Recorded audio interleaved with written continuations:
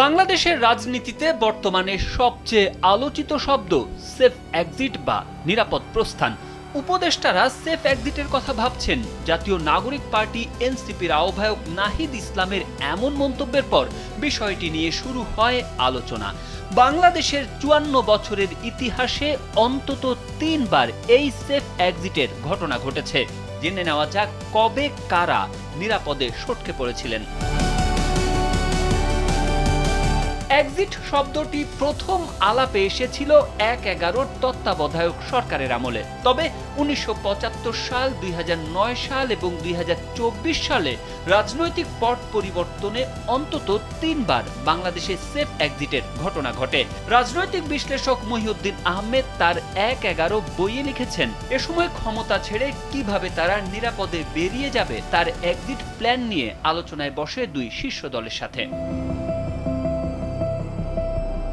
১/১১ কুশীলবরা একটা সেফ এক্সিটের জন্য ধর্ণা দিয়েছিলেন শেখ হাসিনা ও খালেদা জিয়ার কাছে।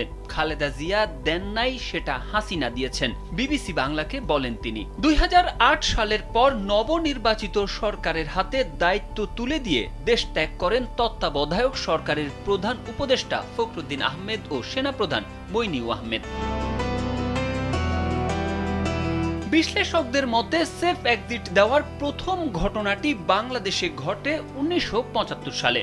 পরিবারের ১৮ জন সদস্য সহ তৎকালীন রাষ্ট্রপতি শেখ মুজিবুর রহমানকে হত্যার পর অভিযুক্ত সেনা সদস্যদের রক্ষার জন্য ইনডেমিনিটি অধ্যাদেশ জারি করা হয়। তাদের মধ্যে কয়েকজন বিভিন্ন দেশের কূটনৈতিক হিসেবে ও বিদেশি মিশনের উচ্চ পদে নিয়োগ পান, যাকে সেফ এক্সিটের সাথে তুলনা করা হচ্ছে। সেফ এক্সিটের শেষ ঘটনাটি ঘটে ২০২৪ সালের ৫ আগস্ট। সেদিন গণঅভ্যুত্থানের মুখে দেশ ছাড়তে বাধ্য হন আওয়ামী লীগ সরকারের প্রধানমন্ত্রী শেখ হাসিনা। গণঅভ্যুত্থানে অংশ নেওয়া আন্দোলনকারীদের ওপর গুলি চালানোর নির্দেশদাতা হওয়া সত্ত্বেও নিরাপদে তাকে দেশ থেকে পালানোর সুযোগ করে দেওয়া হয়। এ নিয়ে একটি প্রতিবেদন করেছে বিবিসি বাংলা। তারেক আহমেদ, কালবেলা।